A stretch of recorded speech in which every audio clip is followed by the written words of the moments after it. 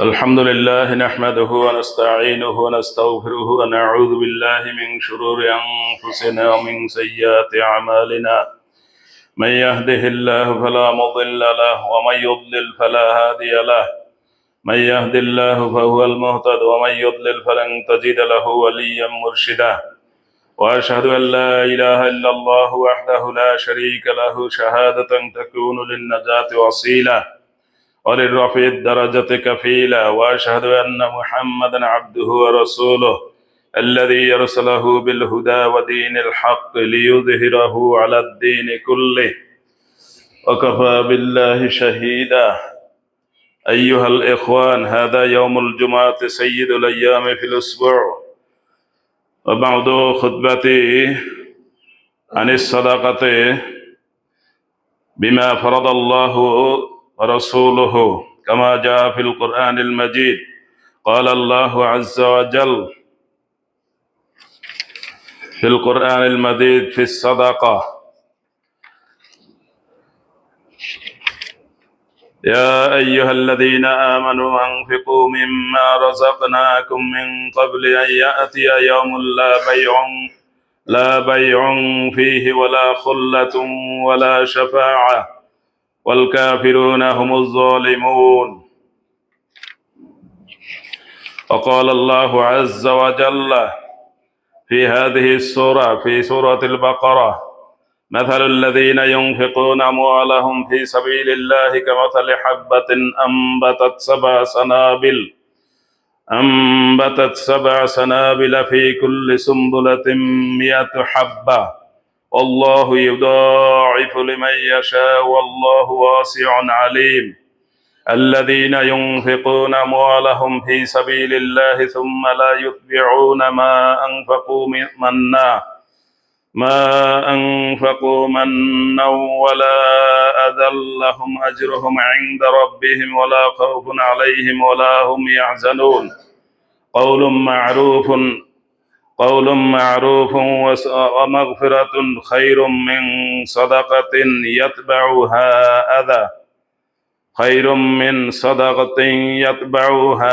أذى والله غني حليم يا أيها الذين آمنوا لا تبطلوا صدقاتكم بالمن والأذى كالذي ينفق ماله رياء الناس ولا يؤمن بالله واليوم الآخر فمثله كمثل صفوان عليه تراب فأصابه وابل فتركه صلدا لا يقدرون على شيء مما كسبوا والله لا يهدي القوم الكافرين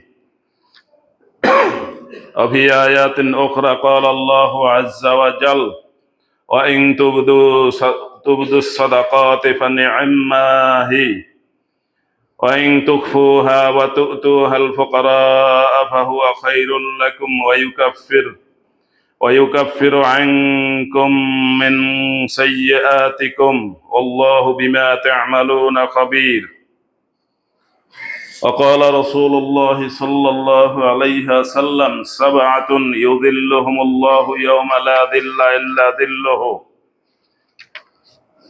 الإمام العادل وشاب نشأ في عبادة الله ورجل قلبه معلق بالمساجد إذا خرج منه حتى يعود إليه ورجلان تحابا في الله اجتمع عليه وتفرقا عليه ورجل ذكر الله خاليا ففاضت عيناه ورجل دعته امرأة ذات حصب وجمال فقال إني أخاف الله ورجل تصدق بصدقة فأخفاها حتى لا تعلموا شماله ما تنفق يمينه متفق عليه وقد جاء في الحديث الشريف قال رسول الله صلى الله عليه وسلم মান কানাত লাহু মাজলিমাতুন লিআখিহি মিন ইরদিহি আও শাইউন ফালিয়াতাহাল্লালহু মিনহুল ইয়াওম ক্বাবলা আল্লা ইয়াকুনা দীনারুন ওয়ালা দিরহাম। ইন কানা লাহু আমালুন সালিহ উখিযা মিনহু বিকদরি মাজলিমাতিহি ওয়া ইন লাম ইয়াকুল লাহু হাসানাতুন উখিযা মিন সাইয়্যাতি সাহিবিহি ফাহুমিলা আলাইহি। রাওয়াহুল বুখারী। প্রিয় মুসল্লিবৃন্দ, সপ্তাহ ঘুরে আবার সপ্তাহের শ্রেষ্ঠ দিন জুমার দিনে জুমার নামাজ আদায়ের জন্য আমরা ইতিমধ্যে মসজিদে এসে হাজির হতে পেরেছি। শুকর আলহামদুলিল্লাহ। আমরা যেই সময়ে এখন আছি সেই সময়ে আমাদের পরিবেশ, আমাদের ঢাকা শহরের অনেক মানুষ তার গ্রামের বাড়িতে বেড়াতে গেছে। বাৎসরিক কিছু ছুটি আছে কিছু লোকের, সেজন্য আমাদের উপস্থিতি মনে হয় একটু কম। তারপরও আমাদের যে যেখানে থাকবে সে সেখানেই তার কাজ চালিয়ে যেতে হবে। আমরা অনেকটা আবেগের বশবর্তী হয়ে কিছু কিছু কাজ করি মাঝে মাঝে। আবেগ, এটাকে আমরা গুরুত্ব দিই বেশি, কিন্তু বিবেককে গুরুত্ব দিতে হবে বেশি। যেমন আমাদের দেশের স্বাভাবিকভাবেই কোনো বাড়িতে যদি কোনো লোক মারা যায়, তাহলে সেই বাড়ির লোকেরা সব কাজ ছেড়ে দেয়, আছে কিনা? কেউ যদি বিদেশে মারা যায়, আমেরিকায়, কানাডায়, জাপানে, অস্ট্রেলিয়ায়, সারা দুনিয়াতেই তো বাংলাদেশের মানুষ আছে। রিজিকের সন্ধানে কেউ গেছে, কেউ ভালো বসবাস করতে পারবে সেই জন্য গেছে, বিভিন্ন কারণে বিভিন্ন দেশে যায়। ওখানে যদি কেউ মারা যায়, তাহলে তার আত্মীয় স্বজন মনে করে আমার আত্মীয় ওখানে মারা গেছে, তার লাশটা আমাদের নিয়ে আসতে হবে, আমাদের গোরস্থানে দাফন দিতে হবে। আমরা একটু দেখবো না? আমরা একটু দেখবো না? এই প্রশ্নে সেই সুদূর আমেরিকা থেকে, সৌদি আরব থেকে 6 মাস পরে ফ্রিজ করতে করতে তারপর তার লাশ নিয়ে আসে, আসে কিনা? ইসলামের নির্দেশ এইটা নয়। ইসলামের অনেক বিষয় আমরা ইসলামের যে হিসাব, কোরআনে আল্লাহ যা বলেছেন সেই হিসাবে করি না। আল্লাহ রসুল সাল্লাল্লাহু আলাইহি ওয়াসাল্লাম যেভাবে বলেছেন সেভাবে আমরা করি না। আমরা বিবেক দিয়া হিসাব করি না, আবেগ দিয়া বিচার করি বেশি। এই জন্য আমাদের কেউ যদি দূর দেশে মারা যায়, তার লাশ আমরা এনেই ছাড়ি। আনার পরে সেই লাশটাকে আসলে দেখার মতো থাকে, তার চেহারা, তার বডি সেরকম থাকে দেখার মতো? কেউ যদি রোড অ্যাক্সিডেন্টে মারা যায়, আপনার কাছের লোক, আপনি হুড়াহুড়ি করে তাকে দেখতে যাবেন না, কারণ সবাই ওই দৃশ্যটা দেখে কন্ট্রোল করতে পারে না। আপনার যদি আপন লোক হয়, তাহলে অবশ্যই আপনি অ্যাক্সিডেন্টে মারা গেলে তাকে দেখতে চেষ্টা করবেন না। আশেপাশের লোকেরা আপনাকে নিষেধ করবে, যদি তাদের বিবেক থাকে।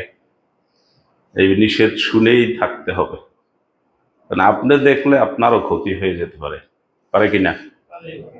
কারণ রোড অ্যাক্সিডেন্টে, এই জাতীয় অ্যাক্সিডেন্টে উপর থেকে পড়ে যে কোনো অ্যাক্সিডেন্টে যারা মারা যায়, তাদের অঙ্গ প্রত্যঙ্গ কি স্বাভাবিক অবস্থায় থাকে না।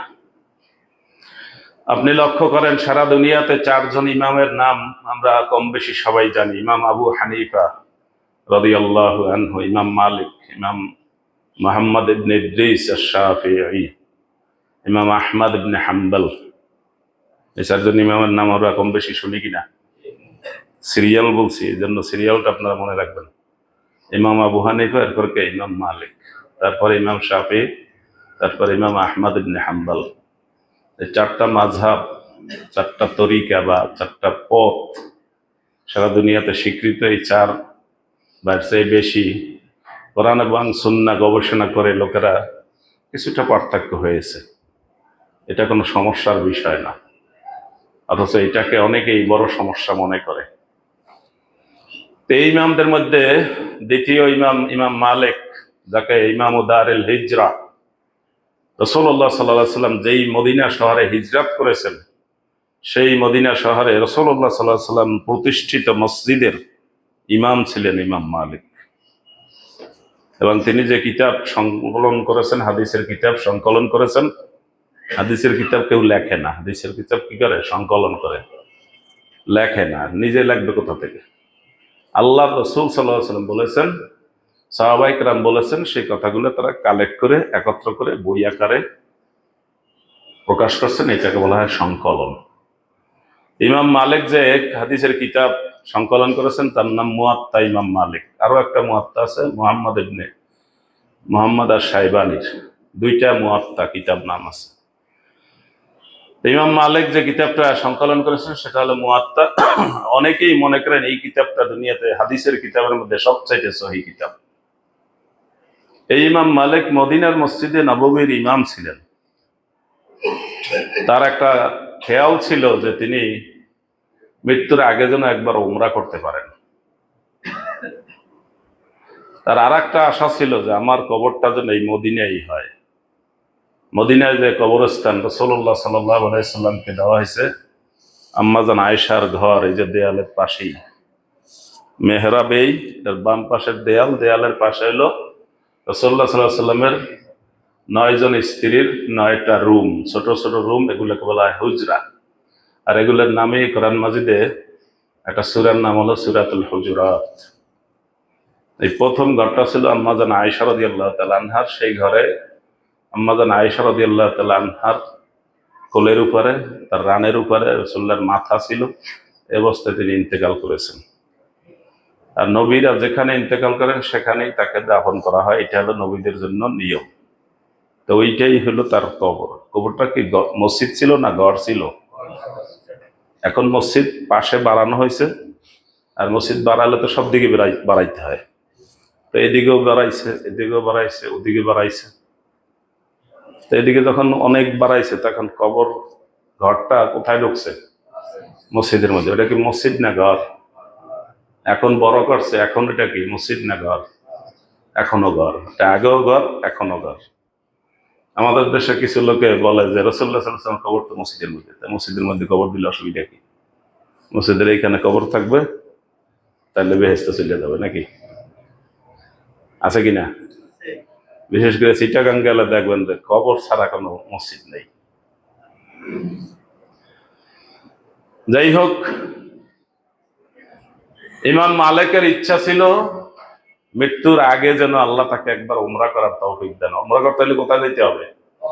মক্কা, 450 কিলোমিটার দক্ষিণে। আর তিনি মৃত্যু চান কোথায়? মদিনায়। যাতে মদিনায় আল্লাহর নবীর কবর এইখানে, এই কবরের একটু ওই পাশে বাকিউল গারকাদ, আল বাকি, আমাদের দেশে বলে জান্নাতুল বাকি, একটু বাড়াইয়া এটার বেহেশত বানাই দিছে। হাদিসে বলে নাই, মদিনার লোকেরা বলে না, কিন্তু বাংলাদেশে আলেমরা, এদের ঈমান অনেক ভালো, এই জন্য তারা এখন এটা বানাইছে কি জান্নাতুল বাকি। এটা কি জান্নাতুল বাকি? হাদিসের মধ্যে আসছে আল বাকি, বাকিউল গারকাদ। তো ইমাম মালিকের কবরটা যেন ওখানে হয়, অন্তত নবীর কবরটা এখানে তার কাছেই, বেশি দূরে না। যারা গেছেন, ওমরা গেছেন, হজে গেছেন, তারা দেখে আসছেন। তো ইমাম মালিকের দুইটা আশা। কি কি আশা? একটা হলো ওমরা করবেন মৃত্যুর আগে। তাহলে মৃত্যু কবে এটা জানা দরকার কিনা? আগে আগে মনে করলে মৃত্যু জানা দরকার না? এই বছর উনি উমরা করিয়ে রাখলেন, মরলেন 10 বছর পর, তাহলে মৃত্যুর আগে উমরা হইল। আবার তার আশা, আর একটা আশা কি? কবরটা যেন মদিনায় হয়। দুইটা আশা দুই রকম হয়ে গেছে না? আমাদের দেশে সমস্যা নেই, কারণ মক্কা যাইয়া উমরা করতে করতে মল্ল আমরা কোনো মতে টাইনিয়া শেষরাইয়া মদিনায় নিয়েই ছাড়বো। কারণ মক্কা থেকে মদিনার কোনো ব্যাপারই না। আমরা তো সৌদি আরব থেকে আমেরিকাতে নিয়ে আসি লাশ, দেখবো না? আমরা একটু দেখবো না? এটা হলো আমাদের আবেগ। আর আরব দেশে ইমাম মালিক চিন্তা করে, আমি যদি মক্কা যাইয়া উমরা করতে যাইয়া মারা যাই, তাহলে আমার কবর মদিনায় আর হবে না। তার মানে তারা কবর দিবে কোথায়? তাহলে মক্কা থেকে মদিনায় 450 কিলোমিটার, এটুক তারা টানাটানি করে না। আর আমরা 4,500 কিলোমিটার দূর থেকে 6 মাস পরে তারপর লাশ আইনে ছাড়ি। কেন? এটা আমাদের আবেগ, এটা বিবেক না, এটা শরীয়ত না। কেউ মারা গেলে খুব দেরি করে দাফন দিতে হবে নাকি? কি করতে হবে? ছেলে মেয়ে বয়স উপযুক্ত, বিবাহের বয়সের উপযুক্ত হইলে খুব দেরি করে বিবাহ করতে হবে, করাইতে হবে নাকি? ওইটাও জানে ঠিক মতো, কিন্তু কাজ করে কোনটা? উল্টা। তাহলে এই জানার দরকারটা কি? এই জানি হইল কি? মারা গেলে দাফন দিতে হবে তাড়াতাড়ি। তাই এটা আমরা সৌদি আরব থেকে লাশ আনি কেন? আমেরিকা থেকে, জাপান থেকে, ফ্রিজে করিয়া, বিমানে করিয়া, তারপর লাশ আইন নিয়েই ছাড়ি। এগুলা কি আবেগ না বিবেক? আবেগ চলবে না বিবেক চলবে? সম্মানিত হাজিরিন,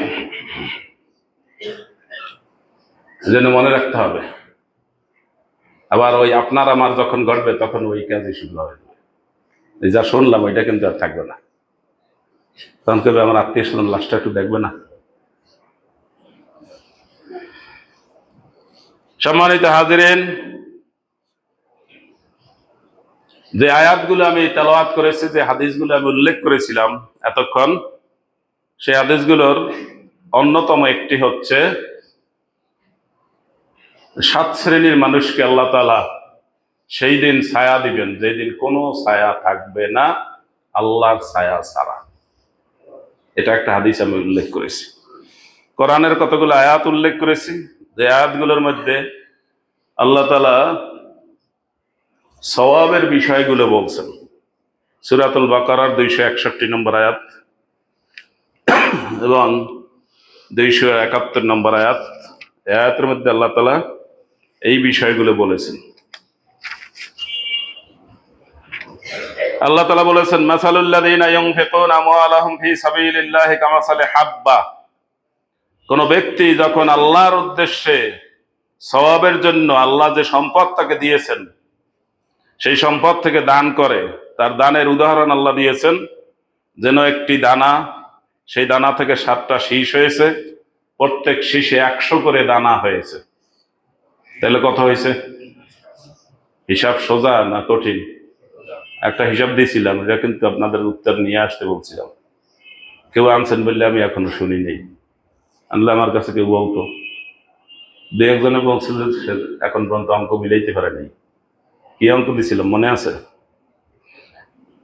আলী রাদিয়াল্লাহু তাআলা আনহু একটা বিচার করছিলেন 8টা রুটি খাওয়ার এবং একজন মেহমানকে খাওয়ানোর। অঙ্ক হয়েছে? পারছেন কেউ? না মনেই নেই?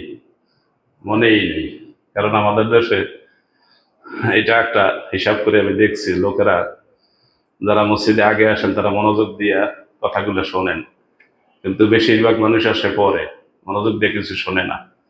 আর আগে যারা আসে তারাও শোনে সবই, কিন্তু এরপর পরে আর কিছু মনে রাখে না।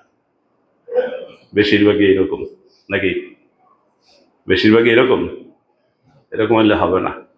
বলছি না, ইবাদত করতে হবে কিভাবে? মনোযোগ দিয়া। ইবাদত করতে হবে কিভাবে? মনোযোগ দিয়ে। আপনি নামাজে দাঁড়াচ্ছেন, এই নামাজে দাঁড়িয়েছেন, এই নামাজ পড়তে পড়তে আপনার জীবন শেষ হয়ে যেতে পারে, সালাম ফিরানোর আগে আপনার মৃত্যু হতে পারে, এই খেয়ালে দাঁড়াইতে হবে। তাইলে কি আপনার গাড়ি ছাড়ার টেনশন থাকবে? বাসায় তাড়াতাড়ি দৌড় দিতে হবে, কারণ জীবন কার কার কার হাতে? আপনার শ্বাস চলবে কতক্ষণ? যতক্ষণ আল্লাহ রাখবেন। তা আপনি অনেক আশা করেন কেন? রাসূলুল্লাহ সাল্লাল্লাহু আলাইহি ওয়াসাল্লাম বলেছেন, হাদিসের সনদ প্রশ্ন থাকতে পারে, কিন্তু কথাটা আপনি শোনেন। বলছেন, আমাল্লে দুনিয়াকা কাআন্নাকা তাঈশু আবাদান, তুমি দুনিয়ার জন্য এমন ভাবে কাজ করো যে তুমি অনেক দিন বাঁচবে। ওয়া আমাল্লে আখিরাতিকা কাআন্নাকা তামুতু গাদান, আর তুমি আখিরাতের জন্য এমন ভাবে কাজ করো যে আগামীকাল তোমার সকালে মৃত্যু হবে। আগামীকাল সকালে যার মৃত্যুর খবর আছে, সে আজকে কি কাজ করবে? খাওয়া দাওয়া করবে খুব ভালো করে নাকি? যা যা খাইতে মনে চায় সব আনিয়ে খাওয়াইতে হবে নাকি? জেলখানায় খাওয়ায় না?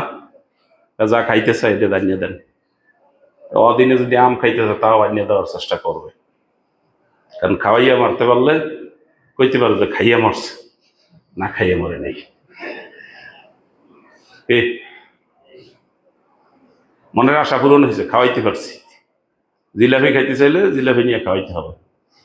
আমাদের তো এইটাই বড় নাকি? কোন একজন বুজুর্গ বলছেন যে আখেরাতের জন্য মানুষের কিভাবে কাজ করা দরকার। কেউ যদি জানে আগামীকাল তার মৃত্যু হবে, তাহলে সে আগের দিনের কি কাজ করবে? আগের দিনে সব ভালো কাজগুলো করবে। গোসল, খাওয়া দাওয়া, অন্যান্য যা কিছু আছে সব বন্ধ করে দিবে। তার মানে সে তো একদম রেডি, যেটা কোরআন মাজিদে আল্লাহ বলেছেন আল্লাহ আমাদেরকে আর একবার চান্স দেন দুনিয়াতে। আগের বার তো ভুল করছি, এইবার আর মোটে ভুল করবো না। নুজিব দাওয়াতাকা, সূরা ইব্রাহিম আল্লাহ বলেছেন নুজিব দাওয়াতাকা, আপনি যা যা বলেছেন, যেই দিকে ডেকেছেন আমরা সব কথা শুনবো। আর নাত্তাবির রসুল, এবং আমরা রসুলদের অনুসরণ করব। আল্লাহর রসুলটা দুনিয়াতে কাজ করছেন কিভাবে? বিরাট অট্টালিকা করছেন, বিরাট বাড়িঘর করছেন, ছেলে মেয়ে ভবিষ্যতে 100 বছর কিভাবে খাবে, 14 গোষ্ঠী, এগুলো সব চুরি চামারি করে রাষ্ট্রের সম্পদ দখল করিয়ে তারপর কিছু করছেন না। বরং আসরের নামাজ পড়ে রাসূলুল্লাহ সাল্লাল্লাহু আলাইহি ওয়াসাল্লাম খেয়াল ছিল যে বাসায় একটা কিছু লোকে দিয়ে গেছিল, সেটা বিতরণ করতে হবে। আসরের নামাজের পরে খেয়াল হয়েছে ওইটা দেওয়া হয়নি।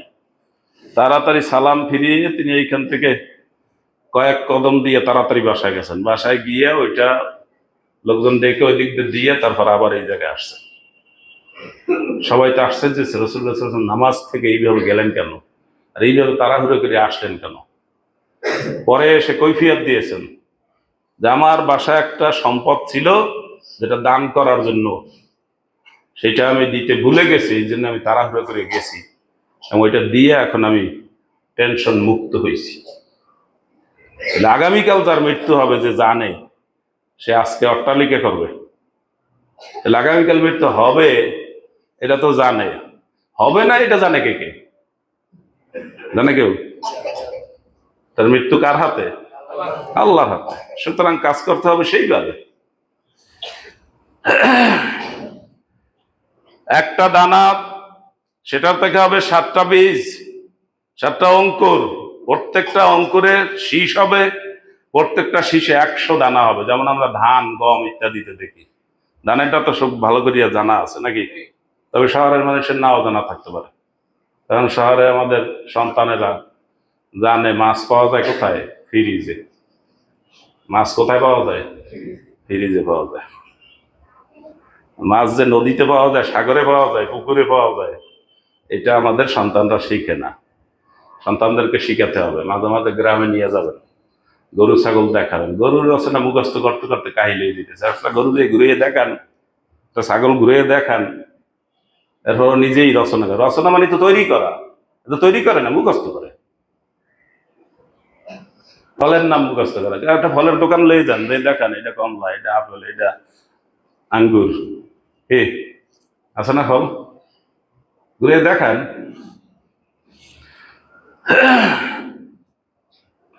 আল্লাযীনা ইউনফিকুনা, এরপর আল্লাহ বলছেন আল্লাহু ইউদাইফু লিমান ইয়াশা, আল্লাহ তাদেরকে বাড়িয়ে দিবেন যাকে চান। আগে তো বলছেন একটাতে 7টা শীষ হয়েছে, আর 7টায় 100 করে দানা হইয়া 700 হয়েছে। এরপর আবার বলছেন কি, আল্লাহ যাকে চান তাকে আরো বাড়াই দেন। কত সীমানা দিচ্ছেন? আল্লাহু ওয়াসিউন আলিম, আল্লাহর দেওয়ার জন্য ক্ষমতা আছে, আছে। আর তিনি কাকে দিতে হবে এটা ভালো করে জানেন, তাহলে বাড়াই দিবেন তো। কিন্তু রমজান মাস আসলে আমরা কি করি? সারা বছর দান সদকা বাদ দিয়ে রমজান মাসে দেওয়ার চেষ্টা করি। ওই জন্য কয় গুণ বেশি হইবে? 70 গুণ বেশি হইবে। আর এইখানে হয়েছে 100 গুণ। এটাকে রমজান মাসের সাথে জড়িত না যে কোনো সময় দান? তাহলে আমরা ওই হাদিস হলো দুর্বল। দুর্বল হাদিস বুঝেন তো? এই হাদিস যিনি বর্ণনা করেছেন অথবা যার মাধ্যমে আমরা পাইছি কোনো একটা সমস্যা আছে, তিনি হয়তো হুবহু বলতে পারেন নাই, অথবা একটু বাড়াইয়ে বলছেন, অথবা একটু কমাইয়ে বলছেন। এই কারণে হাদিস কি হয়? দুর্বল হয়। আর কোরআন দুর্বল হয়? কোরআন কার বাণী? এটা কারো মাধ্যমে আমাদেরকে শুনতে হবে না? Direct action, direct. তাহলে এইটাই বলছে কত গুণ? সীমানা দিছে কত? 700। এরপর দিছে কি? সীমানা নাই। আর ওই হাদিসে দিছে কত? 70 গুণ। এই জন্য সবাই জাকাত দেওয়ার জন্য কোন মাস ঠিক করে? এটা কি ঠিক আছে? ঠিক নেই। আপনাদের মাথায় ঢুকছে? আরব দেশের লোকে জাকাত দেয়, দান করে শাবান মাসে। দুইটা উপকার। একটা হলো যিনি দিচ্ছেন তার উপকার, যে তিনি রমজানের মাস হলো সওয়াবের মৌসুম, একদম মক্কায় মদিনা যাইয়ে পড়িয়া থাকে ফ্যামিলি সহ। দেখছেন কিনা? যারা ওমরায় গেছেন রমজানে তারা দেখছেন? না দেখলে যাবেন। ওমরা যাইতে তো অনেক বেশি টাকা লাগে না, যাই দেখবেন হজের চাইতে বেশি মানুষ মক্কা এবং মদিনায়। গেল বছর হজে যত মানুষ হয়েছে, এই সামনে রমজান আসতেছে মার্চ মাসে, দেখবেন ওই ওই হজের চাইতে বেশি মানুষ হবে রমজানে। আবার পরে হজ আসবে, ওই হজে যে মানুষ হবে পরের বছর রমজানে দেখবেন তার চাইতে বেশি রমজানে। বুঝতে পারছেন? তাহলে রমজানে ইবাদতের জন্য প্রস্তুতি নিবে, এই জন্য রমজানের আগে হিসাব নিকাশ করে জাকাত দিয়ে মুক্ত। প্রস্তুতি কিসের? রমজানে সওয়াবের কাজে ব্যস্ত থাকবে না, সম্পদ হিসাব নিয়ে ব্যস্ত থাকবে। তাহলে উনি ফ্রি হইলেন। আর যাকে দেওয়া হইলো সে কি? সে রমজান মাসে যদি টই টই করে ঘুরে, কোথায় জাকাত পাওয়া যাবে, কোথায় শাড়ি পাওয়া যাবে, কোথায় লুঙ্গি পাওয়া যাবে। আমাদের দেশের জাকাত কি? শাড়ি আর লুঙ্গি, এগুলো কি জাকাত হয়েছে? জাকাত দিতে বলছে কিসের? টাকা পয়সা, ধন সম্পদ, সোনা দানা, ব্যবসায়িক মালের জাকাত টাকা দিয়ে দিবেন। টাকা দিয়ে উনি গামছা কিনবে না চাদর কিনবে, এটা ওই লোকে বুঝবে। আপনি মনে করতেছেন যে ওই লোকে নিয়ে গাঁজা খাইবে, তা গাঁজা খাইবে এমন লোকটা দেন কেন? ওরা দিবেন না। আপনি যদি না চিনেন তাহলে যে চিনে তার সাহায্য নেন। কি ঠিক কিনা? আমাদের তো কিছু লোক চেনা আছে। আপনি একজন দানশীল, গোপনে দান করেন, এজন্য আপনাকে হয়তো কোনো মানুষে, কিছু কিছু মানুষে আপনাকে হয়তো চিনে না, কিন্তু কিছু মানুষ আছে তাদেরকে সবাই মোটামুটি চিনে, এবং তাদের কাছে কিছু ভালো মানুষ আসে। এই জন্য আপনি যেই কাজ করবেন ওই কাজে যে অভিজ্ঞতার সহযোগিতা নেবেন। কালকে একজন আসছে এখানে একটা দরখাস্ত করার জন্য, এনভেলপের উপরে কি লাগবে নিজের নামটা মাঝখান দিয়ে ঠিক মতো লিখে রাখছে। হয়েছে? এটা হয়েছে? দরখাস্তের মধ্যে কি করতে হয়? দুই পাশে দুইটা ঠিকানা থাকবে না? এটা জানেন তো, এটা পড়াইতে আমরা। এটা লেখেন। আমি জীবনে দরখাস্ত করছেন কোনো সময়? না। এতে আপনি করেন নাই, আপনি যারা করছে চাকরি করে এদের সহযোগিতা নিচ্ছেন না, তাহলে তো আপনার চাকরি হওয়া ঠিক না। চাকরি হওয়া ঠিক, যেই বিষয়ে তার অভিজ্ঞতা নাই সেই বিষয়ে যারা অভিজ্ঞ তাদের সহযোগিতা নিবে কিনা? না নিলে শিখায় নেই। সুতরাং যিনি জাকাত দিবেন, জাকাত দিবেন কিসের? টাকা পয়সা, ব্যবসায়িক মাল, সোনা দানার জাকাত দিবেন টাকায়, শাড়ি লুঙ্গি না। আর ফসলের জাকাত ফসল, পশুর জাকাত পশু, গরু, ছাগল, উট, ভেড়া, এগুলার জাকাত দিবেন পশু দ্বারা। শরীয়তের নিয়ম। সুতরাং শরীয়ত যেটা যেখানে নিয়ম করছে আপনি সেটা সেরকম দিবেন।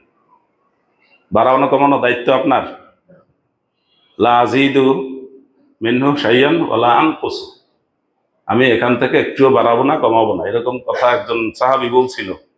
শরীয়তের বিধিবিধান শুনে এরপর লোকটা যাচ্ছিল যে ইয়া রাসূলুল্লাহ, আপনি আমাকে ফরজ বিধান যা যা বলেছেন, দিনে 5 ওয়াক্ত নামাজ, রমজান মাসের রোজা, জাকাত দিতে হবে, অন্যান্য কাজ যেগুলো আপনি বলছেন, আমি আপনার কথা থেকে একটুও বাড়াবো না, একটুও কমাবো না, আল্লাহর কসম।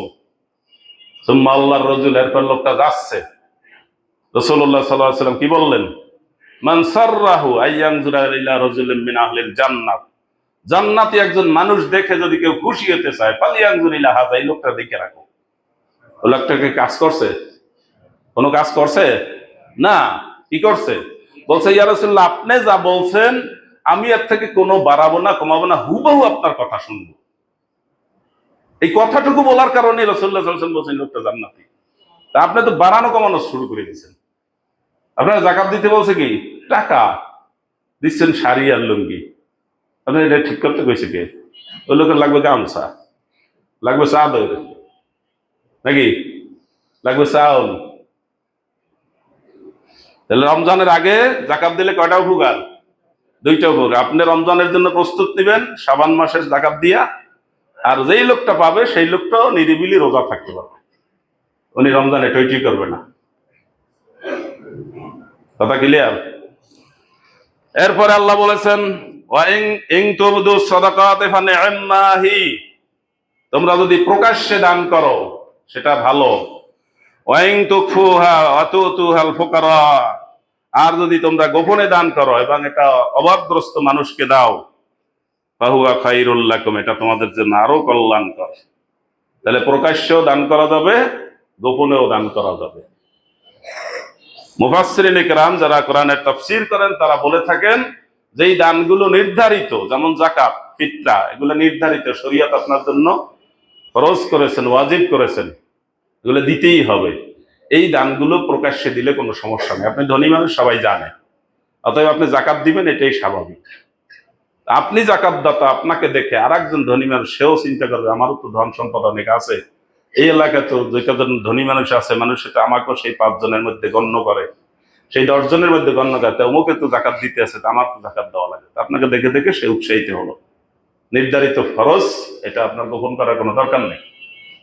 অনির্ধারিত দান সেটা আপনি গোপনে দিতে পারেন।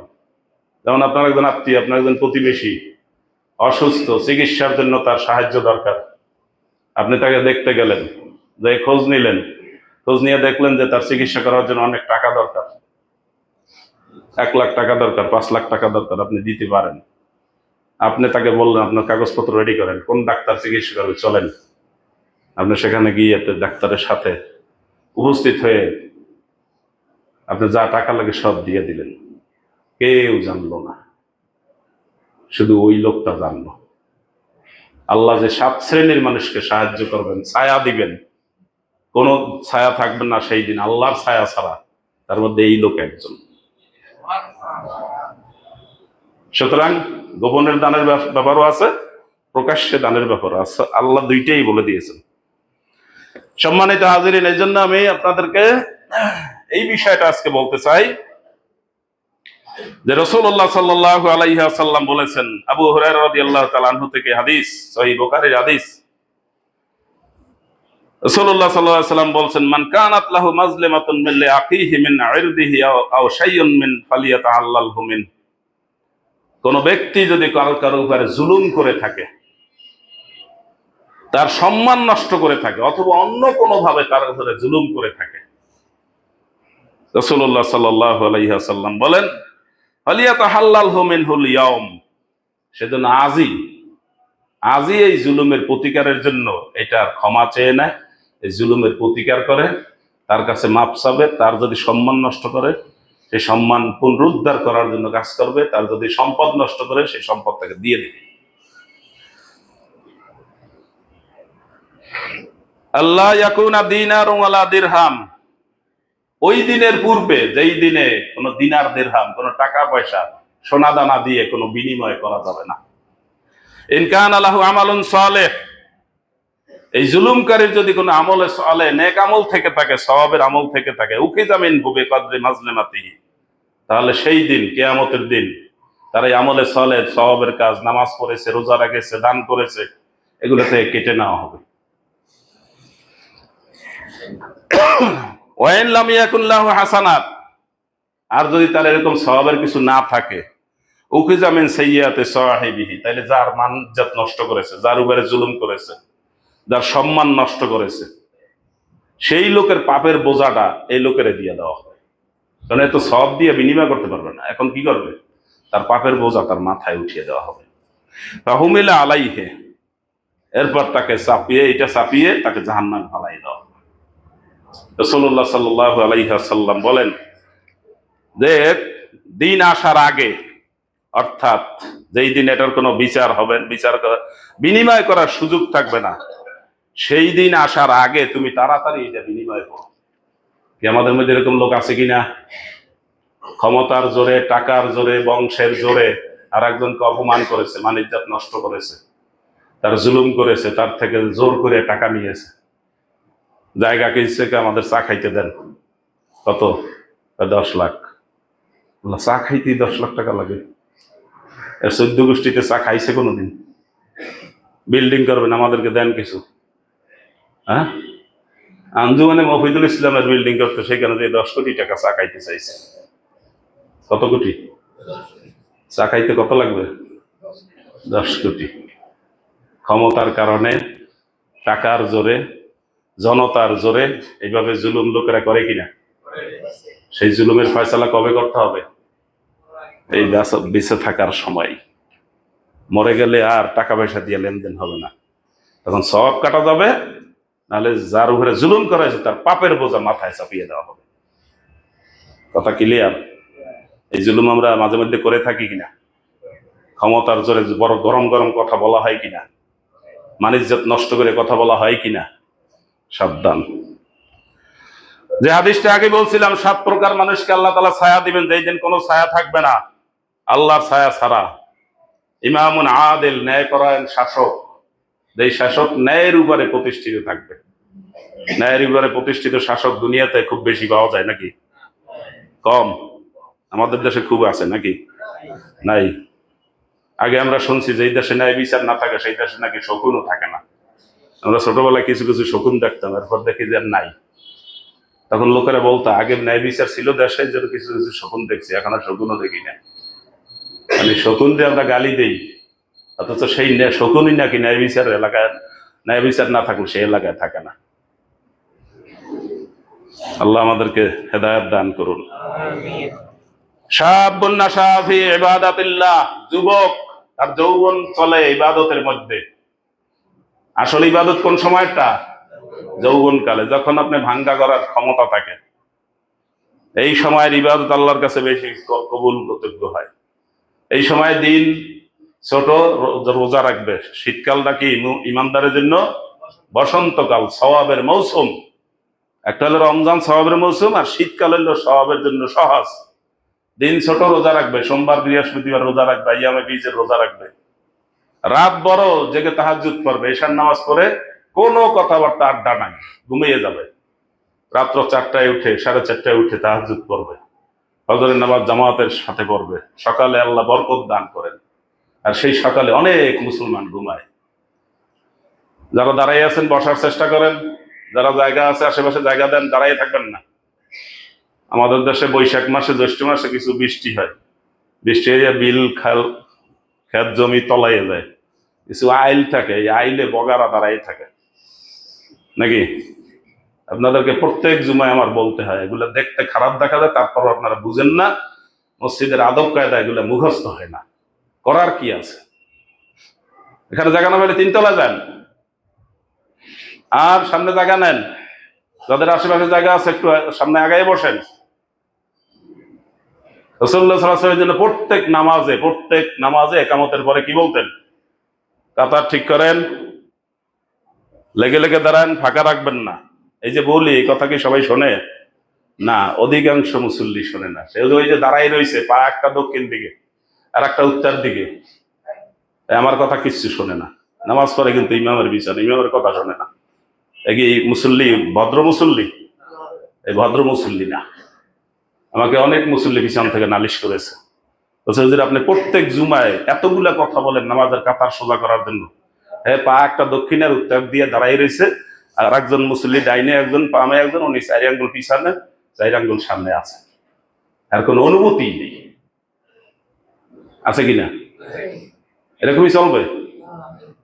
রাসূলুল্লাহ সাল্লাল্লাহু আলাইহি ওয়াসাল্লাম প্রত্যেক নামাজে একামতের পরে যেন কাতার সোজা করার কথা বলছে। প্রত্যেক জুমায় লোকেরা পিছিয়ে এসে দাঁড়াই থাকে।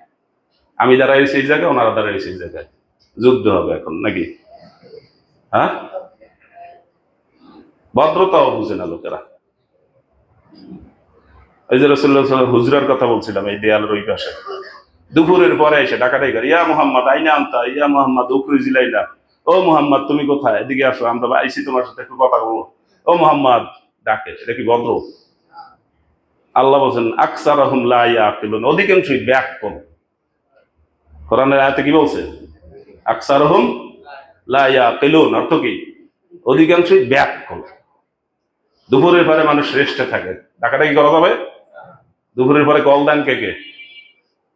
2টার পরে 3টার পরে কল দেন? কল দিবেন না। এশার পরে কল দেন কে কে? কল দিবেন না। ফজরের আগে আগে কল দেন কে কে? দিবেন না। মোবাইলে কল দিবেন না, কারণ এই 3 সময় ব্যক্তিগত সময়। সালাসু আওরাত, এই 3 সময় কি? ব্যক্তিগত সময়। পোশাক আশাকও কম থাকবে, রেস্টে থাকবে, ঘুমে থাকবে, এবং শিশুরা পর্যন্ত ঢুকলে অনুমতি নিয়ে ঢুকতে হবে। আর বড়রা সব সময় অনুমতি নিয়ে, মায়ের রুমে, বাবার রুমে, বড় ভাইয়ের রুমে, দিনে রাতে সব সময় অনুমতি নিয়ে ঢুকতে হবে। আজান মানে অনুমতি নিয়ে, এজেন্ট দিয়া, সালাম দিয়ে ঢুকতে হবে। আর শিশুরা যারা এখনো বোঝে না কিছু, ওরা ঢুকবে কি? এই 3 সময় অনুমতি নিয়ে। কারণ আপনার 4 বছরের শিশু মায়ের রুমে ঢুকে যদি দেখে মায়ের কাপড় চোপড় এলোমেলো, খুব ভালো। বাবার কাপড় চোপড় এলোমেলো, সে তো রেস্টে আছে, শুয়ে আছে, ঘুমানো আছে, ভালো। আর কত বলতে হবে? কোরআনের আয়াত, সালাসু আওরাত। যাই হোক, এই 7 শ্রেণীর হাদিসটা শেষ করতে পারলাম না, তবে দান সৎকার বিষয়ে বলছিলাম। যারা দান করবেন প্রকাশ্যে, গোপনে, এবং গোপনে দান করবে এমন ভাবে যে তার ডান হাত দান করবে, বাম হাতও জানতে পারবে না। সম্মানিত হাজিরিন, এই শীতকালে অনেক মসজিদে আছে কার্পেট দরকার, এলাকার লোকেরা পারে না। গরিব এলাকা আছে কিনা? কিন্তু আপনাদের অনেকের টাকা আছে, আপনারা হয়তো ওই জায়গাটা চিনেন না। যারা চিনে তাদের সহযোগিতা নেন। অনেক লোক আছে কম্বল দরকার আছে, গরিব মানুষ কম্বল কিনতে পারতেছে না, কষ্ট করে ঘুমায়। আপনার তো কম্বল বেশি, গায়ে দিতে পারেন না, আছে কিনা? মসজিদের উন্নয়নের কাজ চলতেছে, অনেকে সহযোগিতা করছেন। এটা আপনাদেরকে শুনানোর জন্য না, এটা মসজিদ কর্তৃপক্ষের দায়িত্ব হিসেবে আমি আপনাদেরকে বলছি। আর আপনারাও এগিয়ে আসবেন। আমাদের এক ভাই 1 লক্ষ টাকা দিয়েছেন মসজিদের এই যে উন্নয়নের কাজ চলছে সেখানে, তার নাম আপনাদেরকে আমি বলছি না। আরো দিয়েছেন এই মসজিদের কাছেই একটা গ্যারেজের এক ভাই মুজিবুর রহমান, 5,000 টাকা দিয়েছেন। আমাদের তামিরুল মিল্লাত মাদ্রাসার প্রথম প্রিন্সিপাল ছিলেন মুসলিম সাহেব, তার পক্ষ থেকে 3,000 টাকা দেওয়া হয়েছে, তার ওয়ারিশা দিয়েছেন। এবং তার এক ছেলে মাহবুব ইলাহি, তার স্ত্রী কয়েকদিন আগে মারা গেছেন, তার সওয়াবের জন্য 12,000 টাকা তারা দান করছেন। জনাব কাজী মশিউর রহমান মশু, তিনি 5,000 টাকা দিয়েছেন। জয়নুল আবেদিন 5,000, শামসুল হক 600 টাকা দিয়েছেন। আরো একজন 2 বস্তার সিমেন্টের টাকা দিয়েছেন। আরো একজন 1,000 টাকা দিয়েছেন। গত পরশু একজন দিয়েছেন 1 বস্তা সিমেন্টের টাকা। আপনারা মসজিদের যে সামনের কাজগুলো শুরু হয়েছে, এটার জন্য নীরবে সরবে সহযোগিতা করবেন ইনশাআল্লাহ। আর মসজিদের সিন্দুক তো নিচে আছে, একটু কষ্ট করে ওখানে দিয়ে যাবেন। বেশি কষ্ট হবে না? বেশি কষ্ট হবে না। এখনই জুমার সময় দিতে হবে না, আসরের সময় আসেন, মাগরিবে আসেন, এশায় আসেন, তখন দিতে পারবেন। আর আপনার আশেপাশে গরিব মানুষ, আত্মীয় স্বজন, তাদের ব্যাপারে একটু খোঁজ রাখা দরকার। এই শীতকালে অনেকেই কষ্ট করে। আর পরস্পরকে ভালোবাসবেন। একজন মুসলমান আর একজন মুসলমানকে ভালোবাসবেন, সম্মান করবেন, তার ইজ্জত নষ্ট করবেন না, তার সম্মান নষ্ট করবেন না, তার উপরে জুলুম করবেন না। ইমামের পিছনে দাঁড়াবেন, যারা ইমামতি করতে পারেন, বিশেষ করে মুয়াজ্জিনের জায়গায় কেউ দাঁড়াবেন না। মাঝে মধ্যেই দেখা যায় হঠাৎ করে একজন লোক এসে এমন ভাবে দাঁড়াই যান। আসলে বোঝা দরকার যে একটা মসজিদে কিছু লোক, ওখানে সম্মানিত লোক থাকে, যারা ইমামের আশেপাশে থাকে, তারা নামাজ পড়ায়, তারা ইকামত দেয়। আপনি হঠাৎ করে এসে ওখানে ঢুকলেন কেন? এটা কি ঠিক হয়েছে? ঠিক হয় নাই। শিশুদেরকে যারা নিয়ে আসবেন, তারা প্রথম কাতারে দাঁড়াবেন না। শিশুদেরকে নিয়ে প্রথম কাতার ছেড়ে দাঁড়াবেন। যাতে আপনি শিশুর পাশেই থাকতে চান, শিশু আপনার পাশে রাখতে চান, প্রথম কাতার দাঁড়াইয়ে থাকবেন। কারণ রাসূলুল্লাহ সাল্লাল্লাহু আলাইহি ওয়াসাল্লাম শিশুদেরকে দাঁড় করতে বলছেন কোথায়? পুরুষের পিছনে। আল্লাহ নবীর কথা শুনবেন না? শুনতেছেন না তো? তখন কাজ করে কোনটা? আবেগে না বিবেকে? আহা, এই যা বলছিলাম, ওই যে দেখুন পিছনের বাইরে আবার দাঁড়িয়ে গেছে। ওনাদেরকে জায়গা দেন, আপনারা বসেন, দাঁড়াই থাকবেন না।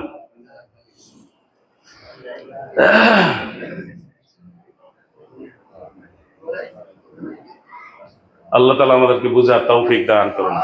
হাদা মা ইনদি ওয়া লা ইলমা ইনদাল্লাহ সুবহানাকা লা ইলমা লানা ইল্লা মা আল্লামতানা ইন্নাকা আনতাল আলিমুল হাকীম।